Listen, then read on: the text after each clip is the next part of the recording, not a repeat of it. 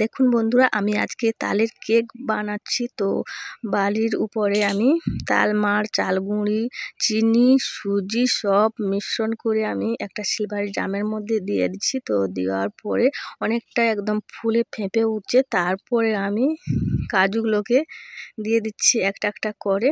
তো কেকটা অনেকটাই সুন্দর, কত সুন্দর ফুলছে, দেখলেই তো বুঝতে পারছো যে কত সুন্দর ফুলছে কেকটা। আর আমি কাজুগুলোকে কিন্তু প্রথমে দেইনি, কারণ ডুবে যাবে কাজুগুলো, তার জন্য প্রথম থেকেই দেইনি। তো মানে এই অবস্থায় আমি কাজুগুলো দিচ্ছি। তো দিলে কাজুগুলো উপরে থাকবে, তার জন্য আমি কাজুগুলো সুন্দর করে মানে সাইজ করে দিয়ে দিলাম। তারপরে আমি আবার ওটাকে ঢাকনা চাপিয়ে আবার মানে 20-25 মিনিট মোট রাখতে হবে। তো কাজু দেওয়ার পরে 10 মিনিট ঢাকনা চাপিয়ে রেখে দেবো, তারপরে হয়ে যাবে একদম তালের কেক।